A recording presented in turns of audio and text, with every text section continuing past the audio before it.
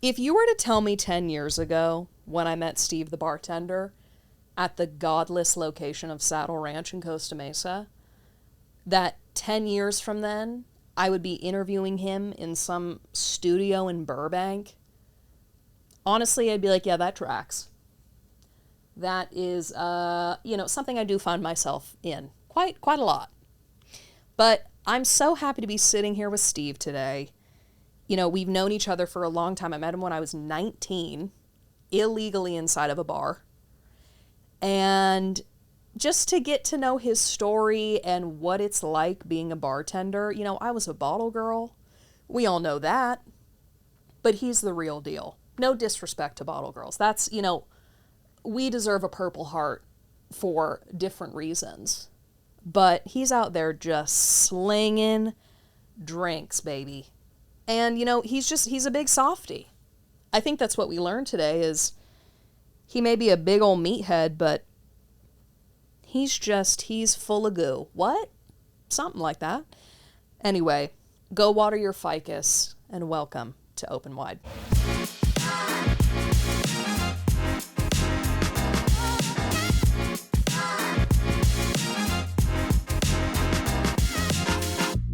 Before we get into anything about bartending, I feel like I just need to address that your arm is probably the size of my torso. And I just need to know, like, what's the routine? And if you say chicken breast, I will throw my phone at your head. You mean I shouldn't give the standard answer like everyone does? You want to eat 5 meals a day. Yeah. Pray to God, or the whole coconut.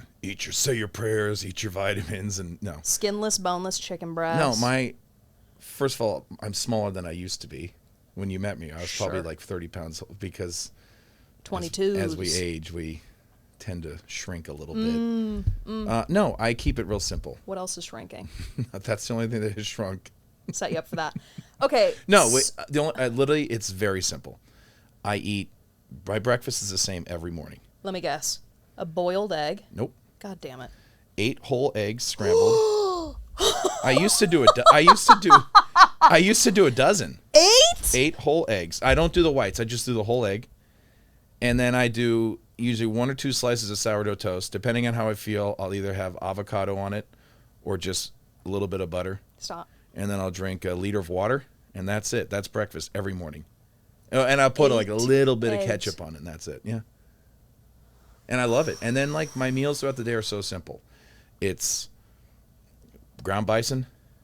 I can't do chicken anymore. I just can't stand it. Okay. So maybe I'll have I'll have ground turkey every once in a while. And then like brown rice is everything. And then like, you know, I'll maybe mix it with a little guacamole, or I'll put some marinara on it in a pan and then just sear it up. And then if I do protein shakes, I use the powder for flavoring now. I do like a carton with just 10 egg whites with a little bit of peanut butter, and that's it. Steve, and sliced turkey. You could not be whiter. You could not be whiter. God bless you.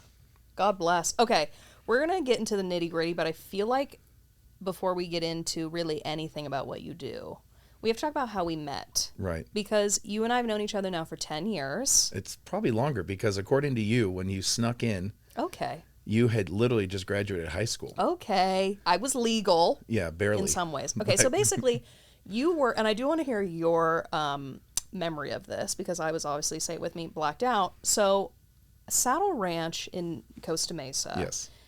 Used to have this really wonderful loophole because it was a restaurant as well. So you could sneak in before a certain hour and sit down for dinner because the servers were easier to bamboozle with your fake ID than the actual door people. Well, it wasn't even a small time period. It was all day. Well, I think around he would let, if you were 18, you could come in at 10 o'clock at night, 11 o'clock at night. They would card you just so they could put you at a table. Sure. But that was the stupidest thing ever. No, it was so dumb. So if you think about it, you could have and probably why it went out of business there, amongst many other things. But if you think about it, you could be 18 years old, sitting at a prime table, eating French fries, drinking Diet Coke, and taking it up. And meanwhile, when I'm pouring drinks at the bar, I had to card everybody. So if you ordered 10 shots of Patron, I needed 10 IDs. Stop. You know how many times people walked away and said, "I'm not doing this." No, it was. And then you're like, stupid. So yeah, it was a Tuesday. And it was karaoke night because I did that forever. I just remember that. Okay, you're in love with me. You remember it was Tuesday. And I remember that too because that was the night that everyone who was underage would try to come in. And then there were many nights that the manager would just say, sweep the floor. What does that mean? Meaning like I had to walk through the floor and I'd card everybody. And then after I swept the floor, half the restaurant would be gone. Because when I worked in Huntington before that, and I was a door guy, the cops used to call me the ID Nazi. You had a book. I still have my book. Oh my God. I have every fake ID that I have ever confiscated in a binder with baseball card pages.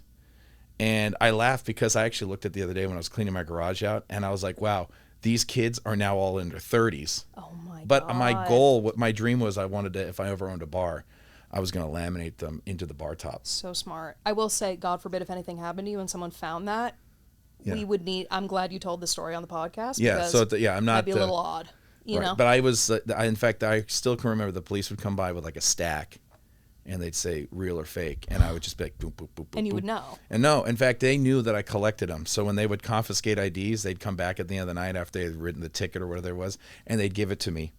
And they'd say, here you go for your collection. And if they took one that they couldn't give back, they would give me another one as a placeholder. Oh, they're obsessed. Wait, do you still take fake IDs now? No, it's too much work. I mean, now it's just like you wrestle with these kids. Like I laugh. Are they good now? They're horrible. They're still just as bad. They're still bad. Yeah, and I think the funniest thing is I just tell them now, I'll be like, hey, you have two choices. You can tell me what I already know and leave with this, or you can lie to me and go home without it. Either way, you're not coming in.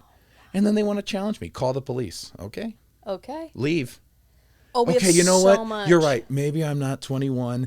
Can I just have it back? You know, and it's like I don't even know. But when I used to use a fake ID, and I did, I used my stepbrother's fake ID for a hot minute, and then we learned how to make them.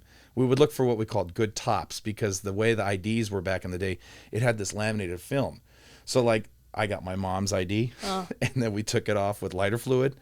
And then my buddy would print this, and then we'd put in a phone book. We'd park the car over it and keep it thing. And you could only bend, if you could bend it this way, the glue would hold. But we called them reverse benders because they would go like this. So we knew, we were like, when you go to the club, you're like, I hope he's not a reverse bender. Oh my God. This all sounds very homoerotic. It was very, this whole, I still have one of my fake IDs, which I think is great. And no, but I mean, it was, when I did it, we were like, so please don't catch me. Now these kids are just, they're brazen. Arrogant. They're like, I'm 21. And I'm like, you have to. Okay, we're going to get back to that's just a sign of lack of respect. But okay. Okay. So I am in Saddle Ranch, and something about me is when I see a big arm, a big neck, and a big back, something in my lizard brain gets so ignited, I really just want to be thrown around like a thimble. So here you are behind the bar. I'm 18, 19, and I was like, I'm here to wreak some havoc. Obviously did some pretty obscene things doing karaoke, really tried to, ruffle some feathers. Yeah. What would really piss me the fuck off, though, is you wouldn't serve me because you knew I was under 21. Yeah. I was like, I'll put my tit on the table, and you kept your integrity. Yeah, I know. Okay, so how long have you been bartending? I gotta say, it's been at least 15 years now. I mean, let's see, Saddle Ranch was 10, probably 15 years? Yeah. And how did you learn? Did you go to school for I didn't learn, no. I mean, I was bouncing before. Okay. I worked being the meathead, right? Yep. I thought it was like, oh, this is the great thing. I'll work at a gym, which is what I literally did. I worked at 24-Hour Fitness and then trained all day, and then I would bounce at night. And then my last bouncing shift happened because I tore my knee throwing a guy out. And I was just like, this is not worth it. I mean, like, I am literally getting piss thrown on me. I'm getting thrown up on. I'm getting fights. All this stuff is happening. And now I'm staying in a hospital. And the funny part is the cops from Huntington are walking by saying, hey, what are you doing here? I'm like, I just tore my knee. And so I said to them, that's it. I'm done. The place I was working at the time. And they go, well, what are we going to do? I said, I don't know. You have 30 days to make me a bartender when I come back. Otherwise, I'm out. But did you already have the knowledge of how to make drinks? No, you don't need to know the knowledge. Okay, that's a lie. I used to work with a guy at an Irish pub, and he didn't know, if I can swear or not, he didn't know jack shit about making drinks. And I used to laugh so hard. They go, can we get wet pussy shots? Now, those are the red, they're red in color. And they would come out like clear because he would forget to put a splash of cranberry juice. And they go, those aren't wet pussy shots. And he goes, what color are they? And they go, red. He goes, psh. No, they are. Yeah. And that's just how like he didn't know half this. Most of these people don't know what they're pouring I mean, or wet what they're pussy drinking. is clear, so you can't really get mad at him. Well, he's supposed to have a little hint of color in it. Yikes. Okay. Well, see, I went to bartending school. Now, did I fuck my way to pass? Absolutely. But when I bartended, okay, what you guys should know is I actually worked at the bar that you work at now before you. So I walked so you could run, some may say. But truly, they were coming up with these drinks. I was like, the grossest drink I ever got asked to make was a Vegas bomb. Mm-hmm. Peach schnapps, Jaeger, and then you drop it in Rockstar. Foul. Yeah. What's the grossest drink you've ever made? Well, I mean, the cheesiest one is always the cement mixer, right? Lime Ew. juice and was it lime juice and Bailey's? But that's the one that it expands in your mouth like nobody knows. But Bailey's and lime juice? if I'm wrong, I apologize because it's a joke shot that you make for somebody. Do people still do the mat? No, they ask. I don't do it. That sounds like a health hazard. It's just, you know what it is? It's just a stupid thing. That's why I don't do it. Okay. I know that if I do it, they're gonna. I don't want to clean up throw up. Yeah. Have you been thrown up on? On, yes. Yes. In my hand once. I'll never forget. How did that happen? The girl was walking out. Oh, I've seen multiple instances where it's like movie throw up, like the guy holding his mouth like this and it's literally spraying out the side. Going off his eyes? But yeah, there was a couple that were coming out the front door, and I forget I was bouncing. And the security was asking around, like, "Thank you so much for coming in." And as I had my hand, she threw up in my hand, and then I literally wiped it all over her boyfriend's back. And he goes, "What the fuck, man?" And I said, "Exactly, what the fuck, man?" And just then like a gentle swipe. The only other thing that would have been worse than that was I missed it. Was we kicked out a couple, and then they came back by with like a big Coca-Cola cup. And they threw it, and I was like Keanu Reeves in The Matrix. I totally leaned back, and my general manager was sitting there and hit him right in the face, and he's like, "That was piss." Ew, so they peed in a cup, and they came back and tried to throw it on me, and missed me, and went right in my general manager's face. You're dealing with some pretty feral activity. Yeah, oh yeah, the worst of the worst. Yeah. So you are at a bar. I mean, I won't tell you about the bar that I worked at, but the time that I came and had to throw the guy out because he was peeing in the ice machine because he thought it was a urinal. Ew. Oh, the bar's shut down at that point. You have to like sanitize the whole. Oh, well, at the end of the night, the ice machine obviously was thoroughly cleaned, but like literally, he could not believe that I was throwing him out. And I said, "Do you realize where you're taking a piss right now?" And it was in the ice machine. Oh my God. Yeah. So were you at an Irish pub for your first bartending job? No, that was my bouncing. My first bartending job was at Sharky's in Huntington Beach. Okay. Oh, so you went beach bar, cowboy bar, back to a beach bar. Well, no, beach bar, cowboy bar, then back to another cowboy bar because I was at the one in Pacific City, the country spot. And by the way, I don't like country music. You don't? No, I'm not a big fan of country music. But Which may be shocking given the size of the arm. Yeah, you would think I'd be a country guy, yeah. but it's the least like everyone says, "What's your least favorite?" That's always on the bottom of my list. And then I went from there back to the beach bar. And how would you compare the clientele from the country bars to the beach bars? Well, the country bars, I mean, the people seem to have a little more money. Really? That's my observation. Like, okay. But it's also like country is more. The bars I find are like more communal. Like it's larger groups that come in to have a good time, whereas the beach bar it's much more like touristy. Yeah, touristy, transient. Yeah. It's like the ocean. They just kind of flow in and flow out, and high tide, low tide. Okay, namaste. That was so peaceful. Yeah. So then, what's the most requested drink that you get? Oh, I mean, it's the basic stuff. Adios. People still do that? Oh yeah. Do you get I think Long that Island I mean, iced tea? listen at the risk of sounding like a annoyed bartender. I think adios translates to no tip because most people who drink those are not no, they're not good tippers. They're budget drinkers. That reminds me, when I worked at the place you work at now, there was a table, I think it was Labor Day weekend. I knew they were underage. Now, they got through to the bouncer, so I was not about to ruin these kids' day, okay? Because I was them at one point. Right. Labor Day weekend, I'm their server. They end up tipping me 1 cent.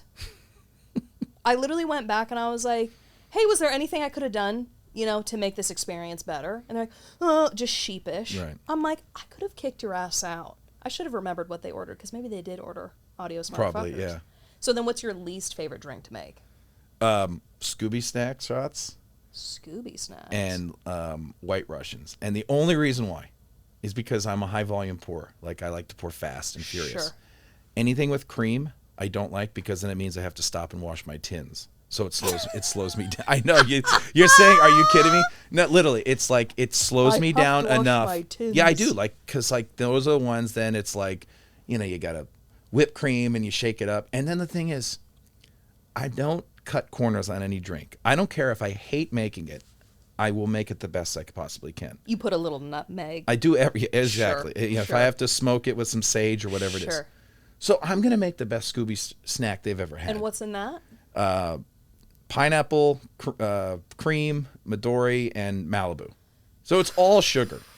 But Also it does, milk? and it's so like 1990s. Like I remember when I used to sneak into spots. Again, we all do it, right? That's get a why, like, Scooby snack? that's why I don't like. I don't feel bad kicking people out because to me it was the game, right? Sure. Can you beat the bouncer? And if you did, you won that day. If you don't, you lost.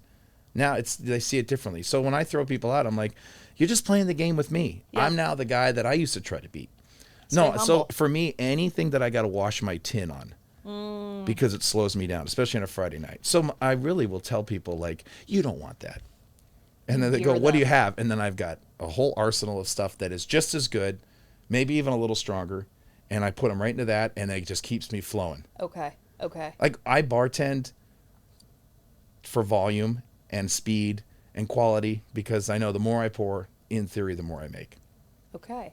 So we don't. And that I learned that at Saddle Ranch because there we didn't share tips. So it became your own little cottage industry. Okay, wait. That's one of my questions. Do you prefer to split tips or to not? Because I'm assuming you are one of the highest. If it was up to grossing- me, I would always not share tips. But you always pay out the bouncer, right? Like there's always some. Well, you always have a tip. You have a tip sheet where you have to, like a tip protocol, right? You get a percentage to your bouncer. I mean, anybody who's in your line of service, it gets tipped. Because I remember the servers would tip out the bartenders. But Right. The bartenders wouldn't tip out the servers. That doesn't make sense. Right? No, so it's like, if you're a bartender, you generally tip out a bar back and a server and a security guard, right? Because the security guard works the door for you and makes my life easier because Sure. the last thing I want to do is chase people down all night. And obviously my bar back is my right hand. Servers will generally tip out a busser and a bartender because we make their drinks and they clean their tables. So that's, Okay. Yeah. Okay. so like you when I would worked at prefer- Saddle Ranch, because we didn't share tips, the barbacks worked their asses off for me because I'd be 50, 60% of their night sometimes. Because remember, we had 4 stations, and so theoretically each station would tip out. Oh. But I knew what they would make because I would know what the other bartenders make, and I was making 2 to 1 Damn. because I branded myself, right? And if you remember, my social media page was Steve at. Everything I Saddle did was Ranch. building my whole like loyalty thing. Like Yeah. like if you didn't sit in my section one time and then you were like, "Hey man," and you came in next time, like you got charged full price. You got the honest pour, and that's not being mean, but it's just basically like it's a loyalty program. That's the way I looked at it. No, people literally followed you wherever you went. Yeah, no, You I know. I had- mean, you when have I fans. left, I changed my Facebook page to @TBD, and then I had like that blank screen, that you'd see on a TV when the signal was off. No. And people were like, "Where are you going?" And I'm like, "It'll be announced." And then I changed it, and people knew. Like that was Steve. one of the first things I got asked when I left Saddle Ranch at the next spot. They said, "Will you change your Facebook page to our name?" And I said, "Of course." Dude, you're a celebrity. Because I understood about that when you have to keep your own money, you got to build your own brand. Right. So then, okay, from the clientele's side of things. Now, I don't drink, so I'm a little out of the game now. Right. But when we tip, is the expectation that you're tipping the same on someone cracking the top of a beer versus making a cocktail? Like, is it just supposed to be 20% across the board? Here's the way I always look at it. You can do the percentage if you want. The easiest way I look at it is if you do a beer, minimum $1. If it's a cocktail, minimum $2. Okay, Right? two's So pretty- just basically look at the ingredient. If it's one ingredient, which is a beer, or pulling a handle, $1. Okay. Soda and a vodka, 2 ingredients, $2. Okay. And then you can, from that point, go. But no bartender will ever be mad if you get Jack and Coke and say it's like, hey, $12, and you say here's $2. They're gonna be like, oh, that's great. Okay. But it's when you But give them. cocktails now are like $20. Are you supposed to tip? it's $4, again, that's the problem is $5. like the old adage now of like, 18% or 15%, 20% gets really out of hand. I mean, like if I pour a high-end whiskey that's $250, am I expecting this guy to give me $50? I mean, what I do, I put in a jigger and I put in a glass. I mean, yeah, like it's all relative, right? yeah, I just think the most important thing is don't be under 10%. Oh, totally. Try to stay at 15%. But like I said, Do people do under 10? oh, come on, you'd be shocked. That's so shameless. It is. And then when they tell you you're the best or thank you. And then they leave like 2 pennies. And I'm not here to like bash people. I mean, I understand tipping is an optional thing, but I mean, I also think there is a fatigue in society as a whole that is now permeated the rest of some of the industries where tipping is the backbone of it, right? I mean, if you think about it, like when I was young, not sound like old back in my day. Yep. No, but like you tipped bartender, server, a bellhop, taxi driver. And there's a handful of people you tip. You never tipped at McDonald's. I never tipped at Subway. Sure. Right? Starbucks. But now you go everywhere. And right. everybody's like, tip me, tip me, tip me, tip me. So I think there's a fatigue that's true. that has now permeated the areas that it used to be really important. Like, right. Like tip your door guy. Like, if you don't want to wait in line, you're waiting in line probably because you didn't tip your door guy. Dude, recently I went to a bar. Mind you, again, I don't drink. I'm dead sober. I also don't wait in lines. Sue me. Right. I go to the front. I was like, if I give you $20, can we go in? He goes, sure. I had 2 20s in my wallet. One was in my finger. One was stuffed in my palm. Uh-huh. He took the 20 out of my finger, reached into my palm, took the other 20, like shamelessly took $40 from me, looked me in the eye while doing it. I was like, I can't argue with that. No. You got to respect the hustle. Yeah. Well, and that's why I used to always at the door, I mean, I took money like crazy. But never at the expense of the business. In fact, some of the spots used to test me. They'd send a guy up with a fake ID and a $100 bill. Oh, my God. And they go, hey, man, can you see what you can do? And I'd take the ID and I'd give it back and I held the $100 and they go, do I get my money back? No, I saw what I could do. But I knew what was going on. And then the owner would come and say, can we have our $100 bill back? I'm like, can you stop pushing me? I'm never going to compromise the business. I mean, you know this firsthand, right? I mean, yeah. So my rule always was as a door guy, don't be cheap. And when I say don't be cheap, like the way I got my bouncing job because the guy that preceded me got the bar closed down. Oh. I took a night off to go to a birthday party. And then I get a phone call from the Irish owner. He's like, Steven, this is Eugene. This guy fucked me, got my bar closed. You're now my head doorman, 20 an hour. Hire your guys, don't fuck up. Please. And that was it. Please, with the accent. Right? And that was it. And then my rule always was minimum $20 a head to cut the line. If some guy offered me 10, I'm like, why am I going to bother? Sure. Like if I want to make $200, I got to cut 10 people over 5 hours. That's $2 an hour. Sure. Right? It was always the strategic standpoint of it. You had your and math. this guy was like, hey man, here's $3. Yeah, come on in. Why am I going to waste my time and risk my job for $3? $3? Right? Boss up. Yeah. So for a door, like if someone came up and said, hey, there's 5 of us, it's $100. Yeah. Yeah. And then I'm like, check. All I need to find 5 more. Wow. But it was also different then. I think people were more accepted that you had to tip the door guy. Sure. Now it's a different ballgame. Now they're like, hey man, if I buy you a Gatorade, and I'm like, you know what? I'm going to write my rent check and say, dear landlord, I'm sorry I'm short $4, but someone gave me a Gatorade. What is this? Make a wish? So at least I'm hydrated. Yeah. Love ya. Yeah. What a mess. Yeah. Okay, I want to know your pet peeves on the job because I know you probably have quite a few. And I'm not talking about your coworkers. I'm talking about the guests. Yeah. I also know you have a jukebox where you work. Right. So are there certain songs that piss you off? Like what is it that really grinds your gears? Okay, my biggest pet peeve is standing in my well. So like the mats. But a guest wouldn't do that. They do it all the time. Like How? guests, they will like pull chairs up to sit in my well. Like what? I strategically set the bar up so that like the place I work, the bar is 120 feet long, give or take a feet. Yeah, no, it's huge. Okay. I need 2 feet. My mats are a foot and a half, 2 feet wide. That's it. And they walk in and like, and I'm like, you want to sit in these dirty mats? And then they're like, can I get napkins? My arm's wet. I'm like, of course they're wet. You're in a service area. Ew. So that is like one of my biggest pet peeves. Okay. Like, and then not putting your lime back in your shot glass after you're done taking a shot of tequila. So you gotta like finger the limes. I on gotta the like, tail. or like, like with a napkin or something like that. Like you do your shot, tuck it, boom, back in there. Yep. And then I can pick the glass up into the thing. And then if you're going to like wipe your mouth with a napkin, put it on top of the glass. And I can't, listen, here you go. Now you got me No, wrong. I'm excited. Cocktail napkins. They have no ability to absorb anything. Oh, not So at when all. people spill something, they grab the whole stack of cocktail napkins, and I swear they're Scotch guarded. Like cocktail napkins are meant for like putting your gum in, maybe Correct. like picking up the lime that you forgot to put in your shot glass, and then they're going like this. And I No, they said, might as well be paper mache, or yeah, they just you, like you they're might as well awful. just throw them on the floor because Correct. you're wasting money. Correct.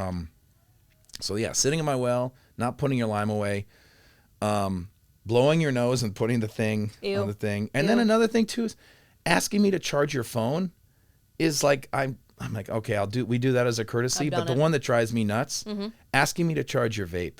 I'm sorry, but Steve, it's gross. It's in your mouth. And you know. have we lost the plot? I don't know. That's bad. Like here's the analogy I would use. Okay, if I was sucking on a lollipop and I said, "Can you hold my lollipop?" You'd go, "Ew, no, it's the same thing." Can you charge my vape? I'm like, no, No, can't. no, I'm No sorry, can do. I'm not gonna touch Wait, this do thing. vapes take the same charger as a phone? Yeah, Am I such a boomer? Jesus Yeah. Christ. but like literally, can you charge my vape? No. No. Okay, so then what are the songs that come on that you're like, oh, I'm about to blow my head off?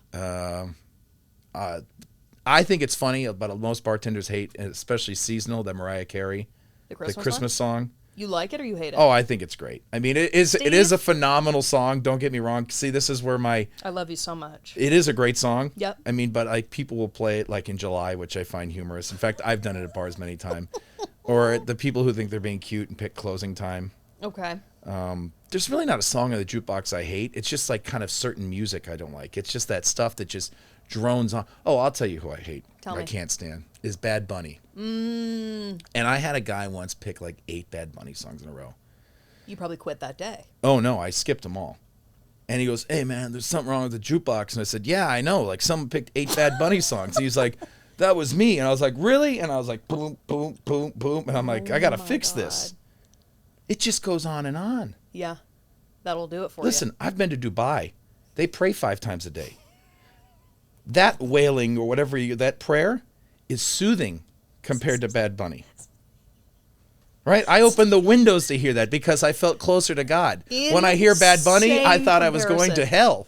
you. Insane comparison. Like, right? You're sitting there and you're listening to that prayer 5 times a day, and it's very nice and Sure. relaxing, and you're Sure. like, "Oh, I'm in Dubai. This is thing."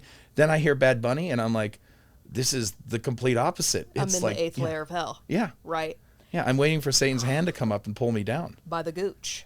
By But the instead, grundle. the only thing that I'm seeing is the guy putting more dollars in. So Okay, that's your personal hell.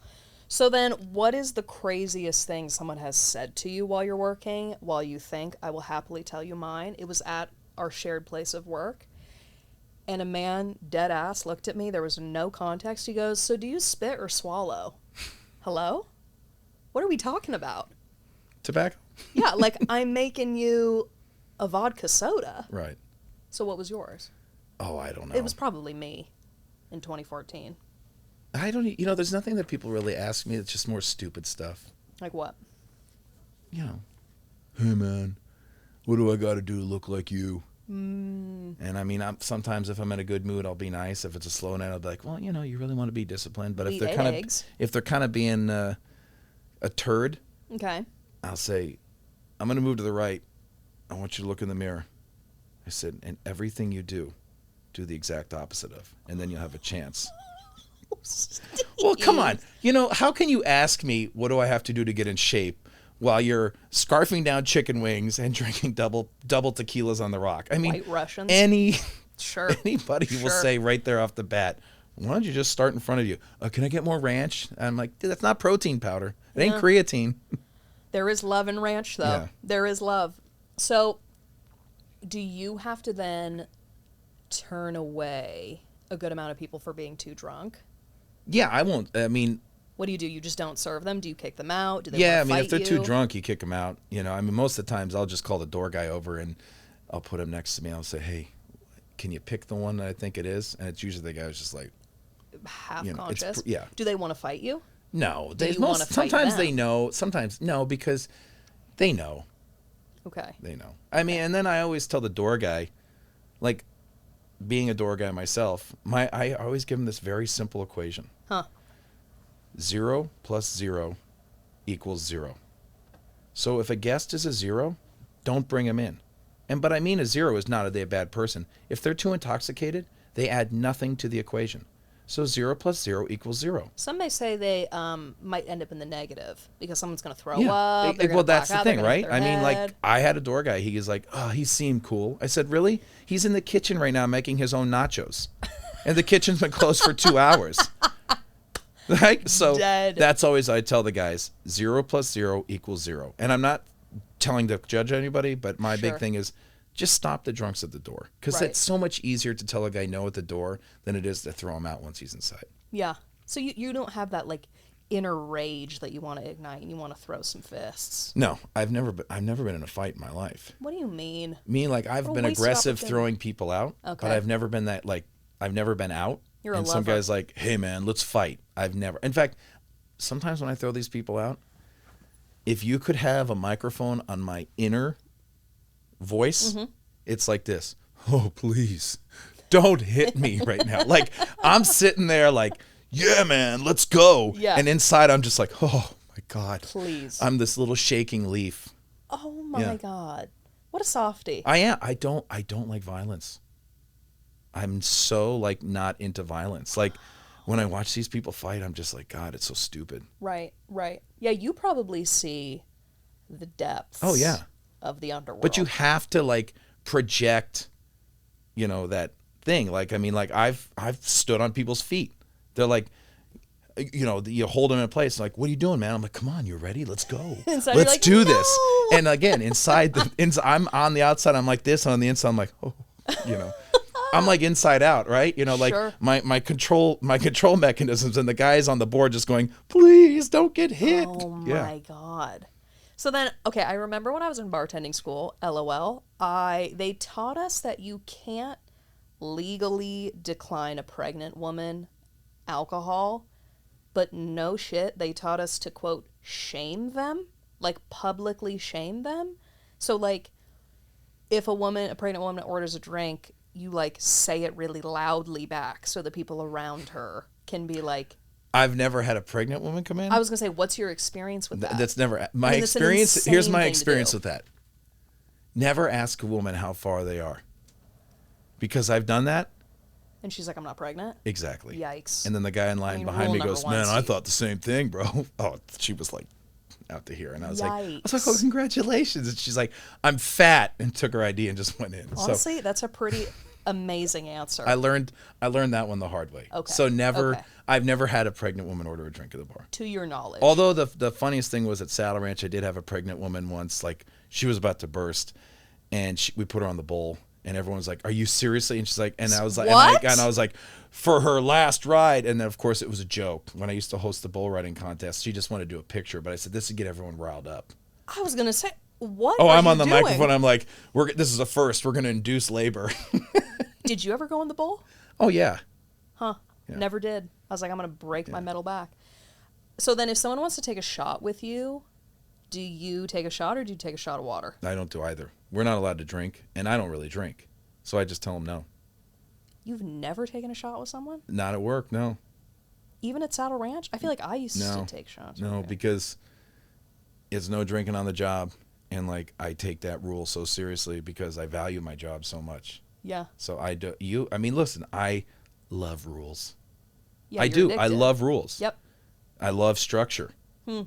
And like, it's so easy in that environment to say no and just give them a legitimate reason. So when someone asks me to drink, I just say no. I don't even do the fake shot because the optics on the camera. Okay. I sound like I'm like the eye in the sky. No. I always point up. So, okay, no shots for you. No shots. Have you ever caught someone roofing someone? No. Or ever slipping something shady? in No, but glass? I'm very aware of that. So a lot of times when guys will hand order drinks for girls, I always make sure to hand it to her. Okay. And I be like, this is from him, but it's only been in my hand. Do you ever see some nefarious activity where, like, a man is carrying out a woman and you're like, what? Oh, yeah. I mean, there was, I threw out a guy not too long ago to protect the girl. She was hammered with her friends, and I was just like, man, this guy's got to go. I think he's had too much to drink. And I don't know if he did or didn't. Right. But I just thought he had bad intentions. Good for you. But then I also watch the bathrooms. Like, I'm not stupid. Like, when I see a group of people huddling around, like, not too long ago, I threw a group of like 8 out that were in the stall, and they're like, oh, man, we were just talking. I'm like, about what? Oh, you're like a little guardian angel. Yeah. I have so much love for you and all of the bodyguards, bartenders in the world, because when I got jumped after my bottle service shift, it was the security guard at the bar who, when I was leaving, saw the creepy guy and like ran out with his car. I was like, y'all are the real heroes. No, I watched the guy. I mean, I watched the quote unquote, like, you know, Predators or Hawks, and yeah. Good for you. So then how has the clientele changed over the years? Like, when I was 19, 20, 21, everyone wanted to fuck the bartender. And, like, there was such I don't know, fun energy. I feel like when I go now, everyone's just so consumed with themselves. No one's really, like, engaging with other people. So, like, what have you seen over the 50 years? I don't think it's as fun as it used to be. Really? No, it's funny, I just went up to LA not too long ago to see Hamilton. Obsessed. And then walking around, like, I was like, there's the Palace, which is now the Avalon. And I was like, I used to go there and do the hot body contest, where you take your shirt off and, like, flex. But I was like, we went to dance. Yeah. Like, my buddy from high school, who when we were seniors in high school, we were sneaking in that club. Russell was my buddy in high school, and the door guy's name was Russ. Russ and Baker. I'll never forget those names. Baker was his name? Yeah, that was his name, Baker. And I mean, he used to give me the stamp on my hand so I could drink, but then we got to know him. But, like, we went, and our goal was to have a good time. And my buddy Russ from high school, all he wanted to do was freak. You know, get behind the girls and freak. And his song was Mark Morrison, Return of the Mac. If that song came on, it was over. It was like, we were on the floor. He's like, we're going to go freak. We're going to go dance. Oh. And it was, like, so simple back then, right? Like, VIP there was a room where you could just go in and stand with other people. There was no bottle service and none of that like it is today. I just feel it's so partitioned, number one. So, like, everyone wants their status. But, yeah, like you said, like, I just think the phones have ruined going out because everyone knows they're on camera, or it's all about, like, creating the moment on the camera instead of just being in the moment. Sure. But I don't know, like... Do you take a lot of photos for people? Yeah, because I'm really good at it. Because I want to make sure they have a good photo. I took photography in high school and college. You're like, Shelly, drop the elbow. I'll be like, you need to move over because the jukebox light is throwing off the camera. Because, well, I mean, there's nothing worse than being in a great moment and having somebody take a shitty picture. What an ally you are. Yeah. Okay. So, but to finish your point. Yep. I just, like, when we would go out, it was like, we would literally, like, do push-ups before we went out because we had a good pump. We always made sure we had cool clothes on. We wanted to meet the coolest chicks, and it seemed like the coolest chicks wanted to hang with the coolest guys. It was just always about, like, having a good time. Yeah. And I feel like now it's like, I feel like the girls are like, who's going to buy me a drink? And I don't mind that, but it just seems like, you know, they'll stand there and just like, oh, I'm going to wait till someone buys me a drink. And I don't know, like, no one's hunting, if that makes sense. Huh. Like, we went out to meet cool, hot girls. Yeah. And I felt like girls back then, their whole MO was like, I want to meet a good-looking dude, or I want to hang out and have a good time and party and have fun and dance and drink. And I just don't feel it's like that same kind of energy now. It's just different. And call me old, but I guess everyone can say that, right? The good old days. But I feel like in the last 15 years, going out is nowhere near as fun as it used to be. Right. I mean, I feel that. I also think, you know, you always got the people that ruin it. You got Jeremy, who's coming in and trying to stick his dick in every hole, and every woman is just fighting for her life to get a vodka crayon. You know what I mean? So it's like everyone's high alert. But I get it. I also just think sometimes we go out and I'm like, it just, the energy, the hype, if you will, just isn't there anymore. No. I just want to shake my flat ass and, you know, have a good time. No, you're 100% correct. Yeah. Huh. It's like, even like you talk about dancing. People just want to look at the DJ now more. Sure. And I'm like, I used to never know who the DJ was. I just want a Jersey cared. Turnpike. I just want to know. Yeah, exactly. I want to be perpendicular to the man behind me. I want a freak. Absolutely. Oh my God, I miss freak dancing. Yeah. Okay, do you have any thoughts on mixologists who are like in a little vest and like a chiseled beard?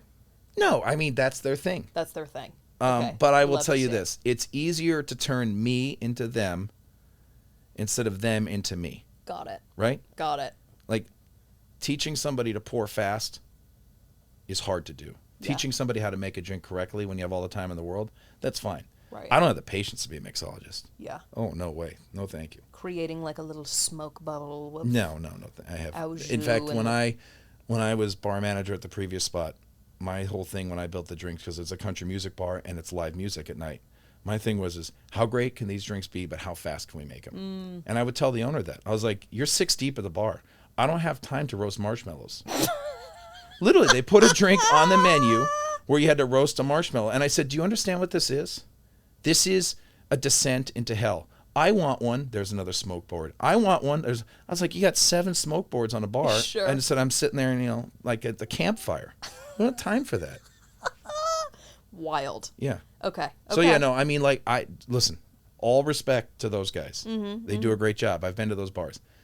I have no patience for it. Yeah. Not for you. No.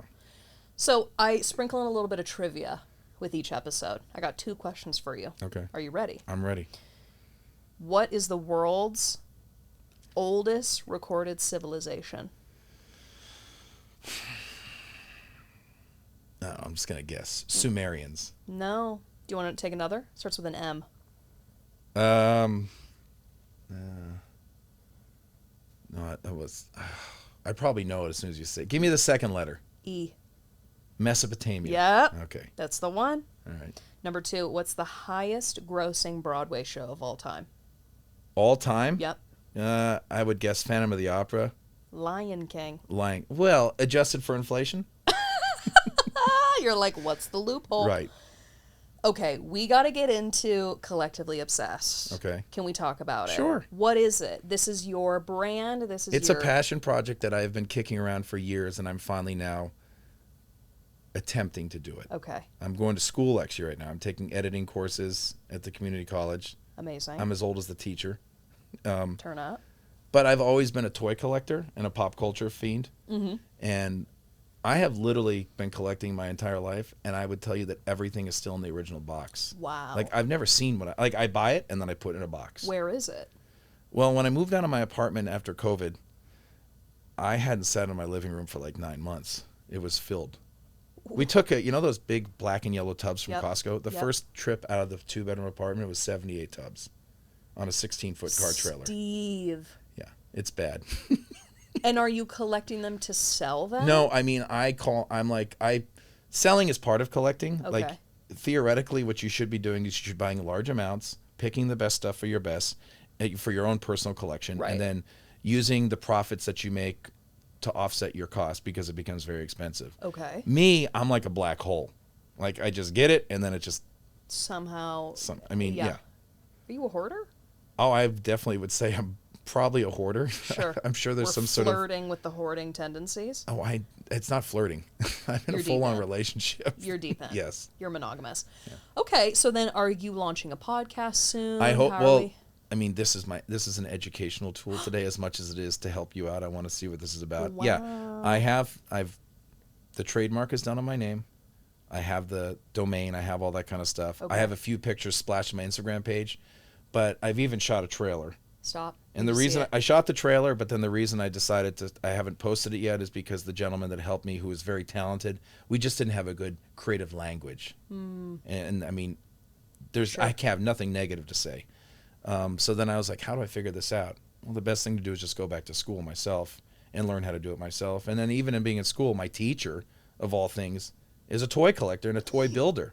Oh, so he came serendipity. over to my class after the semester was over, and he was like, you're not just a collector, you're like insane. And I said, yeah. So he actually is going to help me out, which is kind of cool. Okay, good. So I hope to start filming stuff soon. Yeah. And then... You got your editing my team. own content down, and then I think the most important thing, and I think you would say this as a podcaster, is you just got to do it. 5, 6, 7, And 8. for me, I'm a perfectionist. I'm so OCD that if I don't think it's 110%, I won't do it. And that's literally what will stop you the Right. rest of your What life. the enemy of great is perfection, right? Yeah. I mean, I renamed the podcast. Like, if I was paying attention to every little detail of this whole thing, I would have never made it. Right. You just throw it at the wall, and then you're like, meh, And so that's me for the last 4 years. Let's do like, it. Logo's done, everything's done. And then I'm Right. just like, okay, I'm not good enough yet. And I'm not good enough yet. So I have to learn how, like, for all the brash bravado that I show, Yeah. I'm still on the inside, really, I doubt myself a lot of times. And I don't trust my gut enough. And I have a good gut. Because when I look at With all other those people and I eggs. tell me what my gut says, I'm usually right about them. And they'll tell me later on, hey, remember that thing you told me? You were 100% on the money. Me, I don't follow my own advice. Here's what I'm going to do. And it kills me. Because Yeah. I look back with, obviously hindsight's always 20/20, and I go, I was right. Yeah. I was right. I'm going to show up at your house with an unloaded gun. Unbeknownst to you, you will think it's loaded. I'm going to put you up into your computer, and I'm going to say, upload it. Yeah. Immediately. You just got to do it. I know. Okay, I want to manifest with you, and we got to go big. All right. There's no limitations. Fuck the rules. I know we love the rules. Where do you see yourself in 10 years? I mean, if I follow through with what I'm doing, Yeah. just having a good time. Okay. Like, Are you bartending? No, I can't. We're Although done. I'm 10 years past my bar. I wanted to walk away. My mom reminds me this all the time. I told my mom I wanted to be done at this restaurant industry at 30. Uh-oh. And so we're a little bit past my sell-by date. And the funny thing is I think I'm better than ever right now. And it's not sounding cocky, but I know I'm good at it. You're in the flow. But no, I can't do this. I can't do this forever because this is an industry where you build no equity. Okay. Right? I mean, even if you're a great stock person or a salesperson or sell houses and you leave your job, you can take that equity and go to the next place. I can't say I'm the greatest bartender ever. They're like, yeah, but you're 55 and this guy over here is half your age and he's just as serviceable, but he's young. I mean, it is an industry. You haven't aged a day in 10 years, I will say that. Just the salt and pepper. Just right? a little salt and pep. Okay, so 10 years, we'll be killing it. We'll be collecting. Yeah. We'll have... I mean, I don't want to be like, I'd love to have my own museum. Excuse me? Yeah, like I'd love to have a museum. Okay. I would love to be just like maybe have what you have, like Great tits. that too, that's hopefully I'm still doing my push-ups. Yep. No, I just want to be in a good position with positivity, maybe politics. My dad has always said I should run for Congress. Okay. And my mom, Steve who the has mayor. opposing political views of me, always said she would vote for me because she's like, you remind me of Dave. Remember the movie Dave? The movie, Dave. Yeah, I know the show, it's a Dave. Kevin Kline movie. It's I'm a great. 12. You need to Sorry. watch it. Okay. It's a great movie. Okay. But like, she's like, I just love Dave, and I feel you would be a good Dave. So you might be president. Who knows? We'll see. We'll see where never the dust But no, I lies. can't. What? I have to. I'm at this point in life with this project, and it's what I love about school. It's kind of opened my mind again and give me a sense of I have to scratch that creative itch. Yeah. And I sometimes I sit at work and I go, this is not where I need to be right now. You're probably going deaf, too. Well, yeah, that too. But I sit there at work, which I love my job, and I'm not, talking. But there's just days I'm like, I should have taken today off and gone to that concert, or I should have done that. Like, that's one of my biggest flaws is I work so hard, and I'm so committed to working and being the best at what I do, that it's sometimes it comes at the expense of just a personal life or a relationship and not doing certain things that I good because I'm like, ugh. But you know what? There's always another shift and there's always another day at work. Steve, we're floating on a rock. I know. None So of this I look matters. back and I look over the last 10 years and I look at all the days that I didn't take off. Yeah. That I could have. But I was I'm so programmed that like if you're not there, like the restaurant industry used to be this. Hey boss, can I have Friday night off? And my buddy Jason tells this story because this is exactly There's what he always said. a Jason. He goes, yeah, Jason, you can have Friday off. In fact, you know what? You can have next Friday off and the following Friday off and the following Friday off. You can have every Friday off from here on out. Because it used to be like, if you don't want to work on the weekends, I'll find someone else that will. Oh. So that mentality is still seated in the back of my brain. Okay. And it's You're an asset. No one's ever going to, fire you for taking a day off. Yeah, I know. But still, it's just hard when you're programmed to work like that. Yeah. It becomes an issue at times. We got to shake up the brain a little bit. Maybe Yeah, go well, on that's an what I'm ayahuasca trying to do. retreat. Like, I need to just understand Yeah. that if I'm going to do this, give it a year. Yeah. Just try it. Jump. Yeah. Okay, I end each episode with the same question. What's one thing you wish more people understood about you? About me? Mm-hmm. With bartending, with collecting, with Steving. Oh, I mean, my mom would tell you, I'm a big softy. The biggest. I really am. Yeah. So I think some people look at me and just like, I don't like to be mean. Yeah. You know, and sometimes the job, it just puts me in positions where I'm like, this is not who I am. Mm-hmm. You know, like I want to be nice to everybody. Yeah. I feel bad for people sometimes when they're in there. Huh. You know, looking at them drunk and I'm just like, oh, I feel so bad for this person. You just got all the love to give. Yeah. Just don't poke the bear, though. No. Okay. Okay. Because you know what he's just going to do? He's just going to go the other way. Yep. Yeah, I won't swat you. Well, Steve, you are a dream. Thank you so much for doing this. Everyone, if you find Steve, please make sure to order a White Russian, put the lime outside of the shot glass, Yes. and just throw the napkins on the ground. Right. And don't forget to sit Yep. in my mats. No, literally inside mats, of his. yes, Yep. yes. Yep. Okay, I'm gonna tag Collectively Obsessed. Is there anything else? No. Okay. I better put something up though now because I'm gonna have all your. Now you go. I got your Riz. No. And your juice and your heat. I better post something. You I said gotta not put me. a few things up now so that looks like at least it's current. There we go. Yeah. I love it. Thank you, Steve. Thank you.